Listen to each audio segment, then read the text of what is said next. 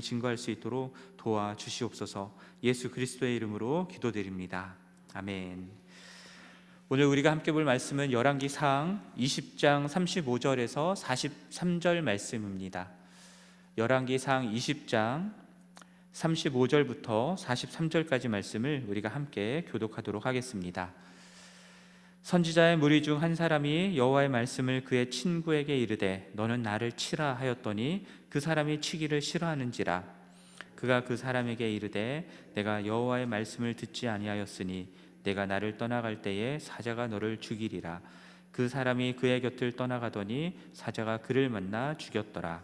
그가 또 다른 사람을 만나 이르되 너는 나를 치라 하매 그 사람이 그를 치되 상하도록 친지라. 선지자가 가서 수건으로 그 자기의 눈을 가리어 변장하고 길가에서 왕을 기다리다가 왕이 지나갈 때에 그가 소리질러 왕을 불러 이르되 종이 전장 가운데에 나갔더니 한 사람이 돌이켜 어떤 사람을 끌고 내게로 와서 말하기를 이 사람을 지키라. 만일 그를 잃어버리면 내 생명으로 그의 생명을 대신하거나 그렇지 아니하면 내가 은 한 달란트를 내어야 하리라 하였거늘 종이 이리저리 이를 볼 동안에 그가 없어졌나이다. 이스라엘 왕이 그에게 이르되 내가 스스로 결정하였으니 그대로 당하여야 하리라. 그가 급히 자기의 눈을 가린 수건을 벗으니 이스라엘 왕이 그는 선지자 중에 한 사람인 줄을 알아본지라. 그가 왕께 아르되 여호와의 말씀이 내게 멸하기로 작정한 사람을 내 손으로 놓았은즉 내 목숨은 그의 목숨을 대신하고 내 백성은 그의 백성을 대신하리라. 함께 읽겠습니다. 이스라엘 왕이 근심하고 답답하여 그의 왕궁으로 돌아가려고 사마리아에 이르니라. 아멘. 자, 20장의 말씀을 보면은 베나닷이 아람 군대가 두 번째로 침략해 들어온 모습을 보게 됩니다. 첫 번째 공격 때와 마찬가지로 하나님은 하나님의 사람을 보내셔서 아합 왕에게 하나님의 뜻을 가르쳐 주시는데요. 큰 무리 아람 군대를 아합의 손에 넘기겠다라고 말씀을 하시고요. 그로써 아합이 여호와 하나님이 참 하나님이신 줄을 알게 하겠다라는 말씀을 하십니다. 하나님이 하신 말씀 그대로 적은 숫자의 이스라엘 군대가 아람의 보병 10만 명을 죽이며 승리하는 일이 있었고요. 베나닷은 자신의 생명을 살려달라 구걸하게 됩니다. 이스라엘을 두 번이나 공격한 베나닷이잖아요. 그렇다면 이스라엘의 적으로 간주해서 당연히 죽였어야 했을 텐데 아합은 그가 아직 살아있다라는 소식을 들었을 때에 그를 내 형제다라고 얘기를 합니다. 그러면서 살려주죠. 살려줄 뿐만 아니라 그를 자신의 병거에 올리는 일도 했습니다. 그러자 베나닷이 뭐라고 얘기하냐면 자신의 아버지가 이스라엘에게서 빼앗았던 성읍들을 다 돌려주겠다라고 이야기를 하고요. 그리고 다메섹에 아합을 위한 거리를 만들라라고 하는 조약을 맺게 됩니다. 이 조약을 맺은 후에 아합은 베나닷을 놓아주게 되죠. 실리로 따지자면 베나닷을 살리고 조약을 맺음으로써 아합은 이스라엘에게 오히려 이득이 되는 일을 했던 것으로 말할 수 있습니다. 그러나 하나님은 그에게 다시 선지자를 보내셔서 하나님의 판결이 무엇인지를 말씀해 주시는 것이 바로 오늘 본문의 이야기입니다. 아합이 베나닷을 놓아준 것에 대해서 하나님의 판결이 무엇이다라는 것을 말씀하기 전에 하나님은 그의 선지자를 보내서 준비시키는 내용부터 말씀을 하시는데요. 35절부터 36절까지의 말씀을 보면은 선지자 무리 중 한 사람이 하나님의 말씀을 받습니다.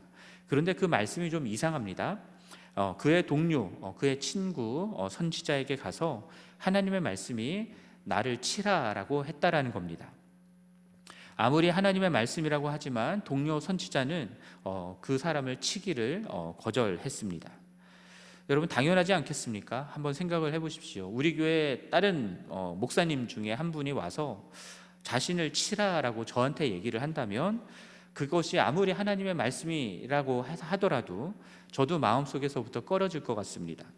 꺼려지는 것이 아니라 하나님이, 내가 믿는 하나님이 그런 말씀을 하실 리가 없다라고 하면서 그것은 마치 하나님의 말씀이 아니다라고 얘기를 했을 것 같습니다. 그런데 36절 말씀을 보면은 동료 선지자가 하나님의 말씀을 듣지 않았기 때문에 그가 이 선지자를 떠나가면 사자가 죽일 것이다 라는 하나님의 말씀을 또한 전하게 되는데요, 이건 또 무슨 황당한 말씀입니까? 시덥지도 않은 말이라고 생각을 하면서 무시했을 수 있을 것 같습니다. 그러니까 이 친구 선지자는 이 선지자가 나를 떠나가면 사자가 너를 죽일 거야 라고 하는 하나님의 말씀을 들었음에도 불구하고 곧바로 그 선지자를 떠나가 버립니다. 그것이 무엇을 가르쳐 주냐면 믿지 않았다라는 겁니다. 그가 그 선지자의 곁을 떠났을 때 진짜로 사자가 나타나서 그 사람을 죽이게 되죠.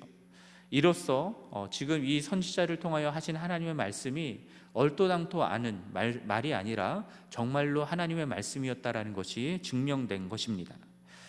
13장에서 유다에서 무명의 하나님의 사람이 베델에 사는 늙은 선지자에게 속아서 하나님의 말씀을 어기는 사건이 있었죠. 그때도 사자가 나와서 이 선지자를, 이 하나님의 사람을 죽였던 일이 있었습니다. 그와 지금 똑같은 일이 벌어지고 있는 것이죠.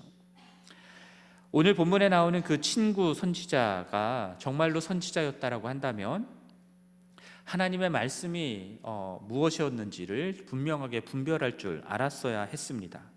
그리고 하나님의 말씀인 줄 알았다고 한다면 아무리 자신의 상식과 신념에 어긋난다 하더라도 그 말씀에 순종하는 것이 맞았습니다. 그러나 그 친구 선지자는 그러지를 않은 것이죠. 자기 생각이 하나님의 말씀보다 더 우선이었고 그래서 불순종하였고 그 결과로 죽임을 당하게 된 것입니다. 어쩌면 선지자라 하더라도 하나님의 말씀을 분별하는 것이 힘들고 어려운 이 시기였다라는 사실을 우리들에게 보여주는 사건일 수 있을 것 같습니다. 하나님의 말씀대로 사람들이 순종하지 않는 시대였다. 선지자조차도 그러지 않은 때였다라는 사실을 우리들에게 보여주는 사건일 수 있겠다 싶습니다. 여기서 우리가 한 가지 생각하고 넘어갈 것은요, 본래 인간은 하나님의 말씀을 듣고 그대로 순종하는 존재로 지음을 받았다라는 사실입니다. 불순종하면 어떻게 되었습니까? 반드시 죽는다라고 말씀하셨습니다. 그래서 에덴 동산의 모든 열매를 다 따먹어도 되지만 선악을 알게 하는 나무의 열매는 먹지 말라라고 하나님께서 말씀하신 것이고요, 그것을 먹으면 어떻게 됩니까? 불순종하면 반드시 죽는다라고 말씀을 하셨잖아요. 그런데 뱀이 나타나서 유혹함으로 인간이 불순종하여 선악을 알게 하는 나무의 열매를 먹게 됩니다. 그리고 그 결과는 하나님의 말씀하신 대로 죽음이었습니다. 인간이 왜 불순종하였을까요?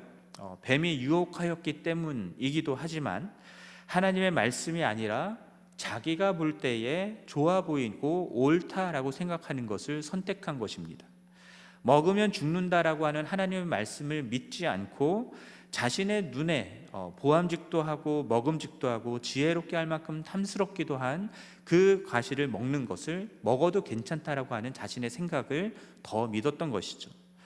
무엇이 선이고 무엇이 악인가를 결정하는 기준이 하나님이 아니라 자기 자신이 되고 팠던 우리의 교만 때문에 우리가 범죄를 하게 된 것입니다.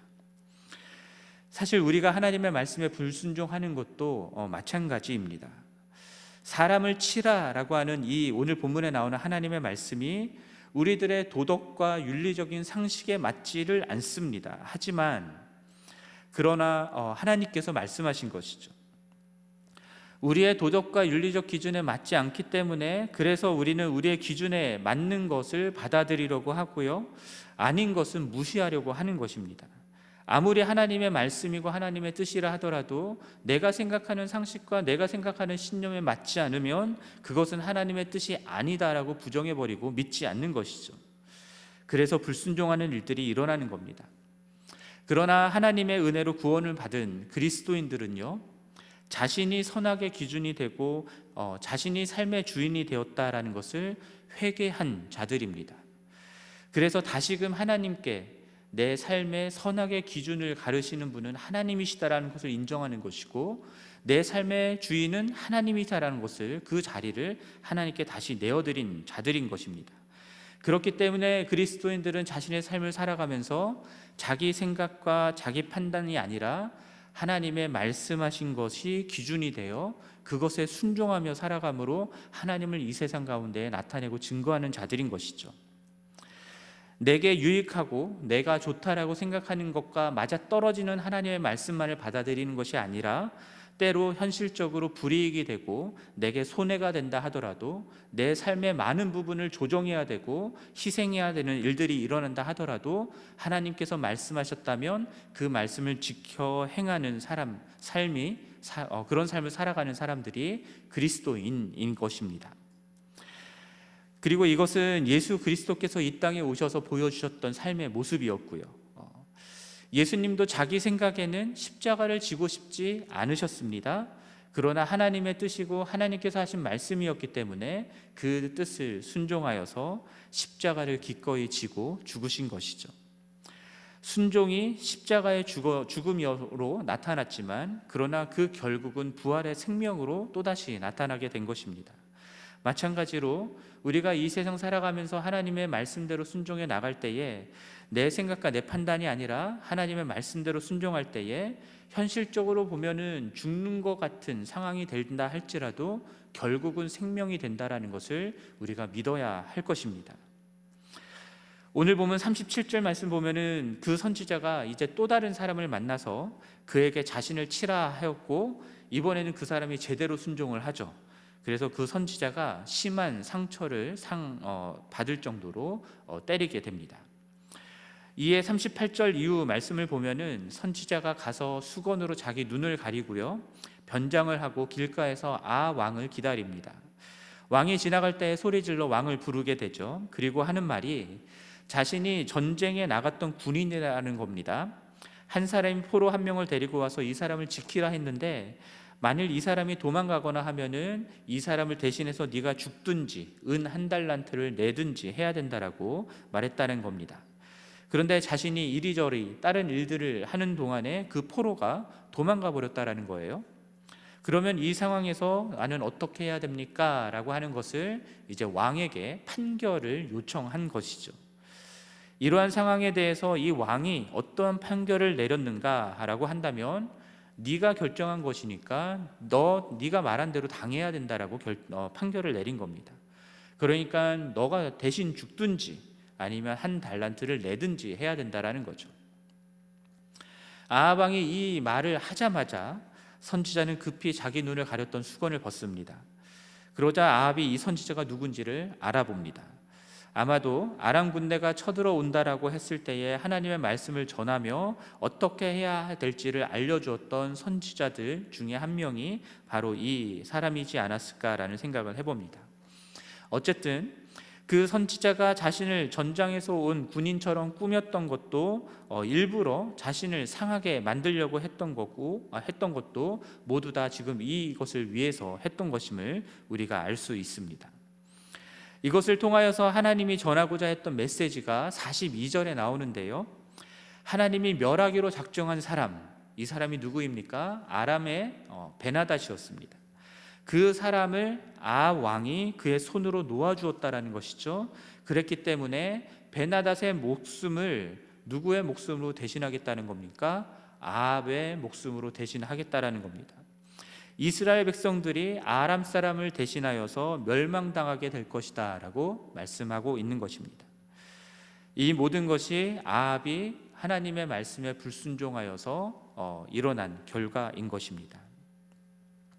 하나님의 뜻은 42절에 나오는 것처럼 멸하기로 작정하셨다라고 하셨던 것처럼 베나닷과 아람 군대를 진멸하는 것을 결정하셨던 겁니다. 뜻하셨던 겁니다. 하나님이 그의 군대를 아합의 손에 넘기셨다라고 20장 앞부분에서 이야기를 하는데요, 그렇게 말씀하신 것은 그들을 진멸하라라고 하신 것이고요. 그러나 진멸하는 것 자체가 목적이 아니라 그 일을 통하여서 이스라엘과 아합 왕이 진짜 여호와 하나님이 참 하나님이시다라는 것을 알게 하시려고 하셨던 것이죠. 그런데 아합이 베나닷을 자기 형제라고 하면서 병거에까지 올리고 조약을 맺고 살려 보낸 것입니다. 자신이 보기에는 외교적으로나 실리적으로 이득을 보겠다라고 생각을 했던 것이겠죠. 실제로 그런 부분이 있었을 겁니다. 하지만 하나님의 말씀에 불순종한 것입니다. 당장에 무슨 일이 일어나지 않았으니까 하나님 말씀에 불순종하는 게 아무렇지도 않은 것처럼 여겨질 수 있을 것 같습니다. 그러나 그것은 정말로 지혜가 없는 것이죠. 앞으로 올 것에 대해서 전혀 생각하지도 못하고 하나님께서 하나님의 말씀대로 반드시 이루신다는 것들을 알지도 못한 채 그냥 자기 눈에 보이는 것, 자기 눈에 보이는 앞에 이득만을 쫓아서 지금 행하고 있기 때문에 지혜가 없다라고 말할 수 있는 것입니다. 정말로 지혜가 있는 자라고 한다면 불순종이 가져올 심판과 멸망을 알고 하나님을 경외함으로 말씀에 순종하는 삶을 살 것입니다.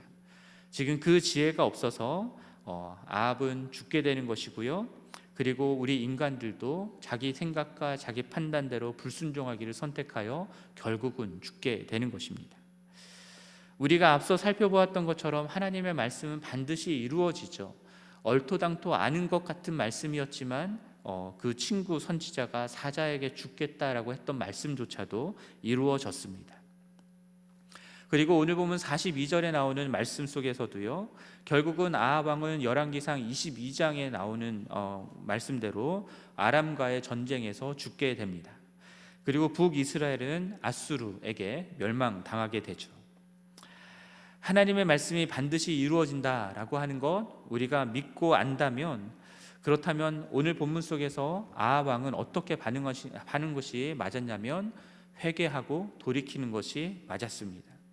그런데 아합 왕은 43절 말씀을 보면 돌아가기는 하는데 회개하는 돌아감이 아니라 근심하고 답답하여 사마리아에 있는 자기 궁으로 가버립니다. 회개하지 않았습니다. 근심하고 답답했다라고 하는 말은요, 마음이 상해서 화가 났다라는 뜻입니다. 자기 뜻대로 되지 않고 하나님이라는 분이 나에 대해서 나쁜 말을 하니까 기분이 나빴던 것이죠. 어떤 면에서는 앞서 하나님의 말씀을 거절하고 사자에게 죽임을 당한 이 선지자나 지금 근심하고 답답해서 사마리아 궁으로 돌아간 아합이나 그들과 우리가 똑같다라는 생각을 해보게 됩니다. 여러분, 우리들 열왕기상 말씀을 통해서 계속해서 하나님이 말씀하시는 내용이 무엇입니까? 불순종하면 심판받는다라는 메시지입니다. 그 메시지를 계속해서 듣고 있는데 우리들은 한 귀로 듣고 한 귀로 흘리고 있지는 않습니까? 이 메시지를 듣고 있는데 나에게는 적용하지 않고 다른 사람이 들어야 된다라고 생각하고 있지는 않습니까? 나는 괜찮다라고 생각하면서 죄의 길에서 돌이키지 않고 내 생각과 내 경험 그것을 더 의지해서 하나님 말씀에 여전히 계속해서 불순종해가고 있지는 않으신지 우리 자신을 돌아볼 수 있었으면 좋겠습니다. 그러므로 우리가 말씀 앞에서 정말 우리의 삶을 걸고 회개하고 돌이키는 일들이 있었으면 좋겠습니다. 하나님의 말씀이 맞다면 우리의 생각과 우리의 판단을 내려놓고 순종의 길을 신실하게 걸어가는 우리 모두가 되기를 바랍니다. 아무리 말이 되지 않고 아무리 힘들다 하더라도 순종의 길을 끝까지 걸어가는 그런 우리를 통해서 결국은 이 세상에 있는 많은 사람들이 반드시 이루어지는 하나님의 말씀을 통해 하나님이 누구인지를 알게 되리라 믿습니다. 그렇게 말씀에 순종함으로 하나님을 증거하고 나타내는 우리 모든 지구촌교회 성도들이 되기를 주님의 이름으로 간절히 축원합니다. 함께 기도하겠습니다. 하나님 아버지, 오늘 본문 속에 나오는 사자에게 죽임을 당한 이 친구 선지자의 모습 속에서, 그리고 아합 왕의 모습 속에서 하나님의 말씀을 온전히 순종하지 아니하고 여전히 내 생각과 내 판단대로 내가 원하는 대로 살아가면서 하나님의 말씀에 불순종하고 있는 우리들의 모습이 있지는 않은지를 생각해 보았습니다. 하나님, 주님의 은혜로 구원받은 자로서 우리가 이 세상 삶을 살아갈 때에 우리의 생각과 우리의 판단대로가 아니라 하나님께서 주신 말씀에 순종하는 삶을 살아갈 수 있도록 도와주십시오. 주님의 말씀대로 살면 살지만 주님의 말씀에 불순종하면 죽는다라는 것을 우리가 분명히 아는 지혜를 주시고, 주님의 말씀에 온전히 순종하는 것을 통해서 이 세상에 있는 많은 사람들에게 반드시 이루어지는 하나님의 말씀을 통해 주님을 증거하는 우리 모두가 될 수 있도록 은혜를 베풀어 주시옵소서. 이 모든 말씀 우리 주 예수 그리스도의 이름으로 기도드립니다. 아멘. 하늘에 계신 우리 아버지여, 이름이 거룩히 여김을 받으시오며 나라가 임하시오며 뜻이 하늘에서 이루어진 것 같이 땅에서도 이루어지이다. 오늘 우리에게 일용할 양식을 주시옵고 우리가 우리에게 죄 지은 자를 사하여 준 것 같이 우리 죄를 사하여 주시옵고 우리를 시험에 들게 하지 마시옵고 다만 악에서 구하시옵소서.